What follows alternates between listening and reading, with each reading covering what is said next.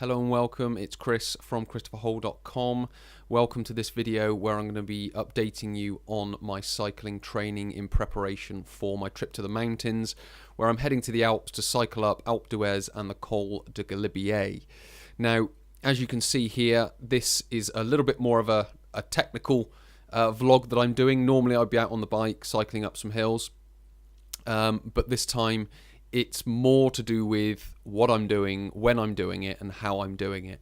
So in November, I think, maybe November, December, this is when I start putting my year's training together for the following year. And it normally starts with this column here, which is basically just outlining the phases of training. There's no real commitment to time with it. I just sort of lay it out as the textbook would say to lay it out, and then as I start to add more detail, it will start to mold and change. So yeah, that's where it starts. And obviously you can see this was on spin bike, and then because it was very cold this winter, what I then started to do is, as I got into February, then I started getting out on the bike. And you can obviously see here with regard to the elevation gain, I was on the spin bike here. Then it was just getting out on the bike. Then I started introducing some elevation. And now that I've got into April, I've started to build up the elevation. So you can sort of see end of March and April, I've started to build up the elevation in preparation. Just a quick, this is sort of a download week. This here was also technically a download week, but just because the weather was so bad, it was just very hard to get out on the bike. And these two orange ones are symptoms of illness that I've experienced, so I was able to hit that quite hard and get through that within 1 day and 2 days and still maintain my cycling, which was quite good because I wasn't expecting that to happen, which was quite nice.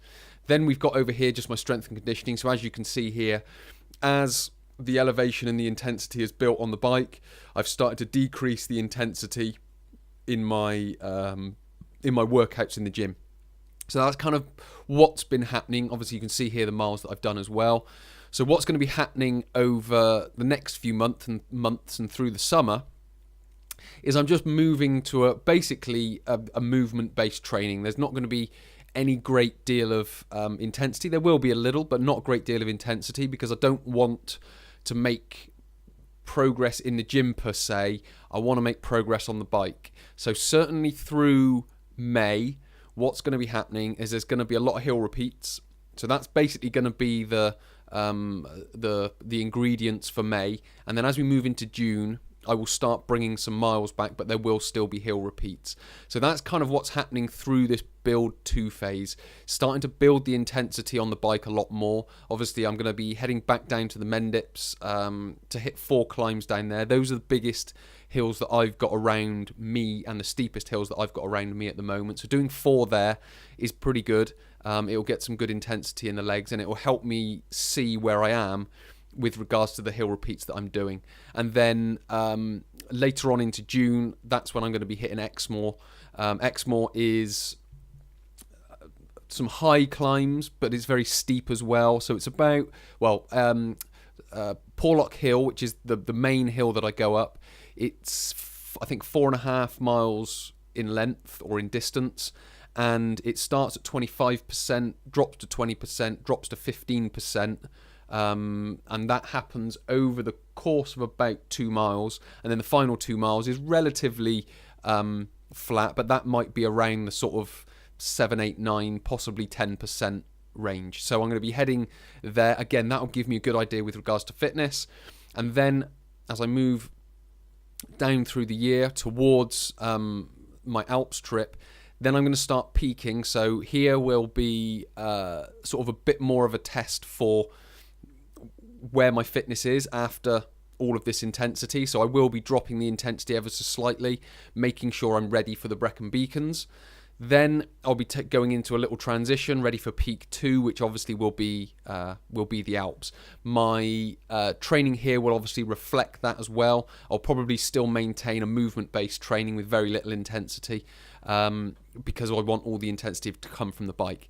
After the Alps, I'm not quite sure what to do here. I'm playing with the idea of going to Gran Canaria in the winter. So this down here might change.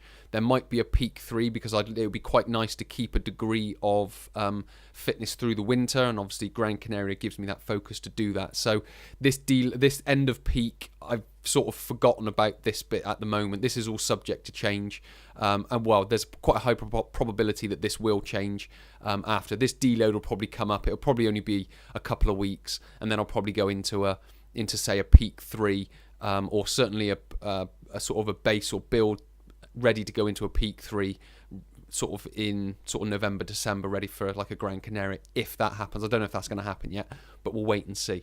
So that's a quick update on training so far, and also what's going to be happening in the next couple of months. But what I'll do is I'll do sort of a further vlog on this type of thing as I move through the year, and just see how this end of year updates, because I've not really done after the Alps. I've not really thought this.